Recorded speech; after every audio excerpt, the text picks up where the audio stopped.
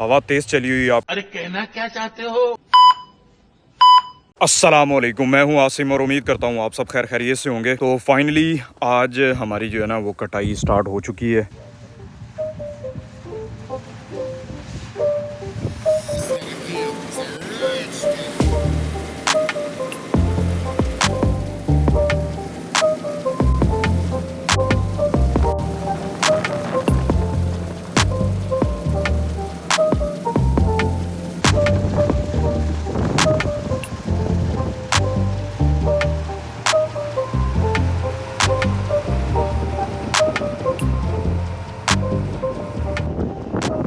यही मसला जो है ना वो धान की फसल में था। मेरा ख्याल में कबूटा मशीन की मैंने वीडियो बनाई हुई थी, तो वो इसी तरह थोड़ी सी कटाई करती थी, उसके बाद ना रुक जाती थी, उसके अंदर कोई ना कोई मसला आ जाता था।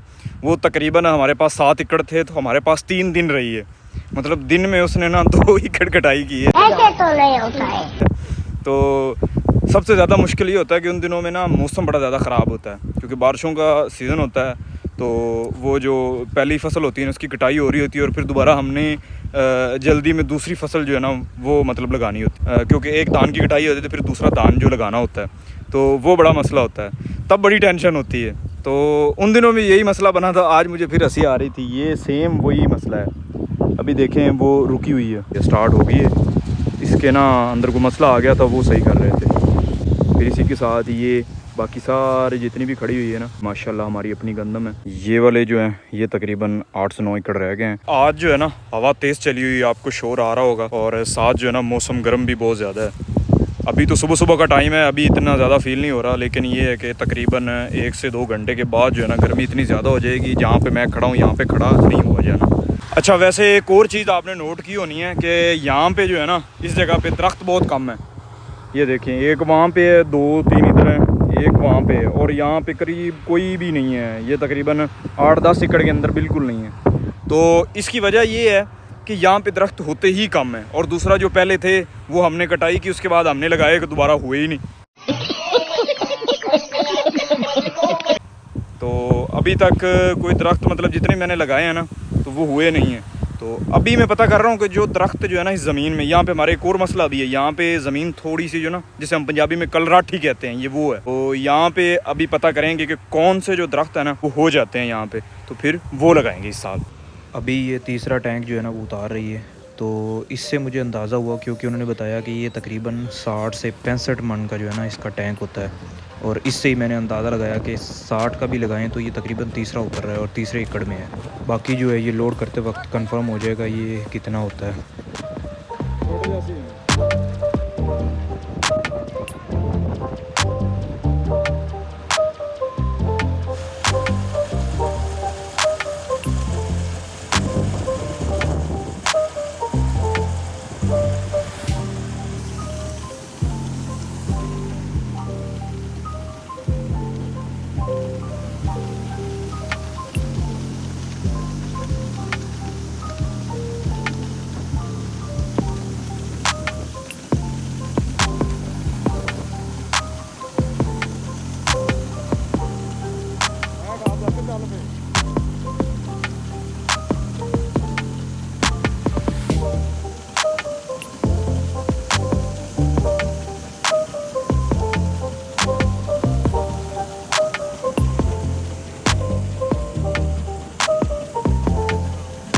A few moments later.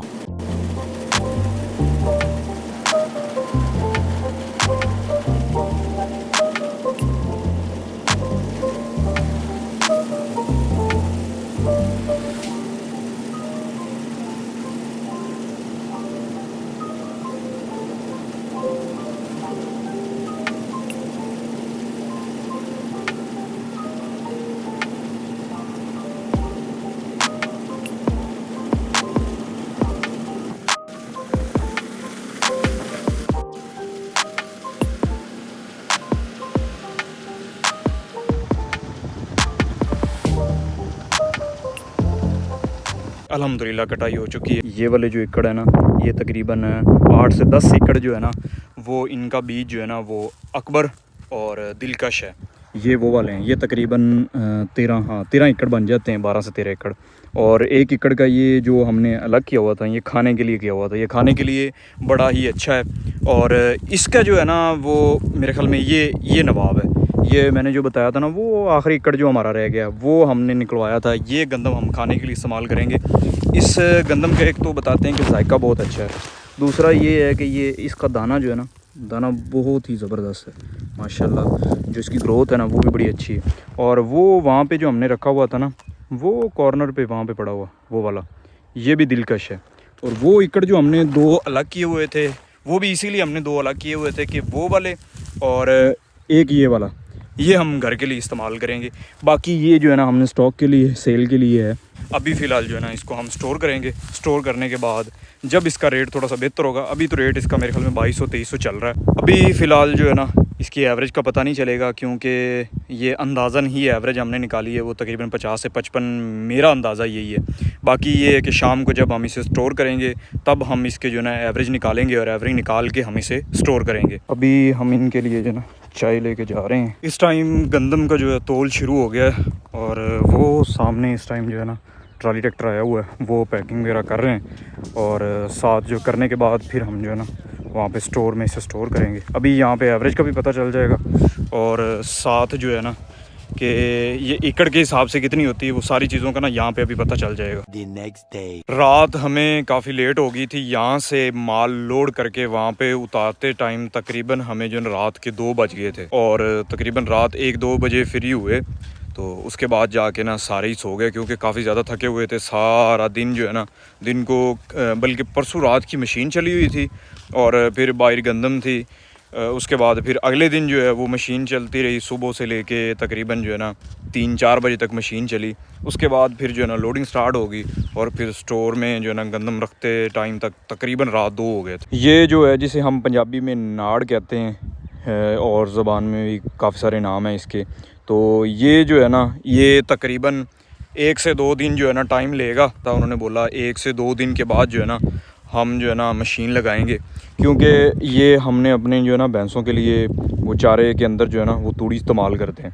तो थ्रेशर तो थी नहीं, ये वाला जो है ना वो हमारे यहाँ पे पहले भी कुछ लोग इस्तेमाल कर रहे हैं, ये अच्छा था।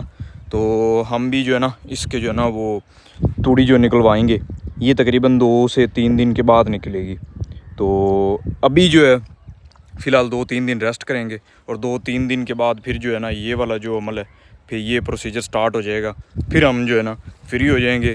नेक्स्ट जो है हमारा जो नॉर्दर्न एरियाज़ का टूर है, फिर हम उसकी तैयारी शुरू कर देंगे। तो इंशाल्लाह जल्द वो भी व्लॉग आपको मिलेंगे। तो इसी के साथ आज के व्लॉग को यहीं पे एंड करते हैं। इंशाल्लाह फिर मिलते हैं नेक्स्ट व्लॉग में एक नई वीडियोज़ में। उतनी देर के लिए अपना बहुत सारा ख्याल रखिएगा। मुझे दीजिए इजाज़त। अल्लाह हाफिज़।